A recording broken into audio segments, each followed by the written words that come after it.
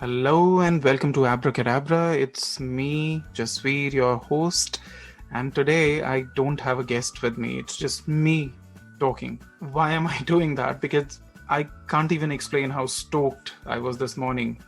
While Sweet Child of Mine played in the background, I was enjoying the music, and we suddenly started talking about mixtapes and the joys or the trouble of trying to roll the tape back in the cassette using a pencil. I mean, those were the days. That's usually how we kill our time in our basement house in North York, Toronto these days, because everything is locked down. So, what do? So, we talk about good old times. Back in the 80s and early 90s, we had an old cassette player come radio, and my dad loved it. And it was one of his most prized possessions.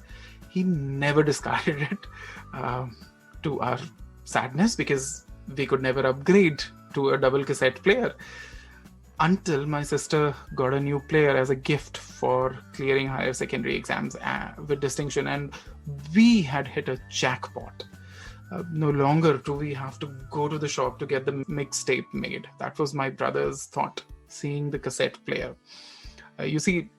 Today's discussion sort of took me back to the time when cassette shops were the hub of entertainment, and I remember rushing to the shop in great anticipation with the list of songs I wanted on my mixtape.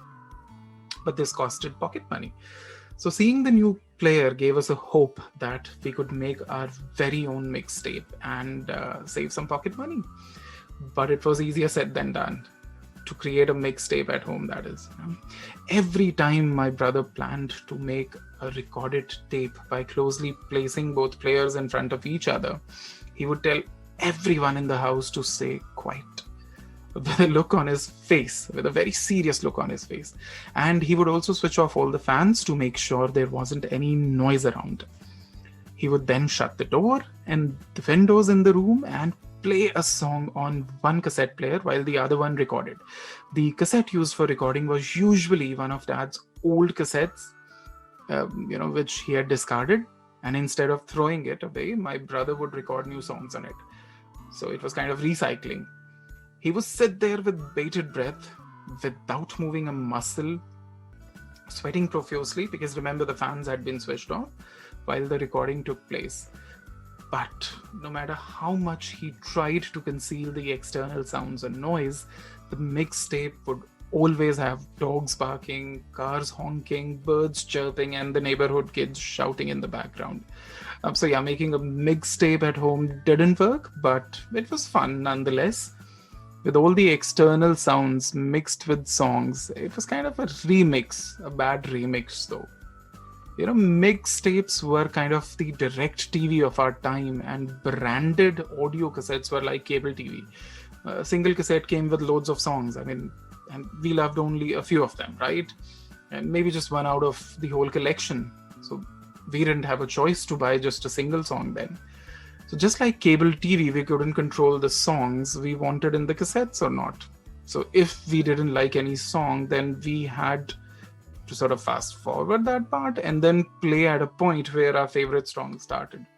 But this was not easy. It was quite cumbersome, because fast forwarding didn't actually mean that it would stop exactly at the point where the next song started.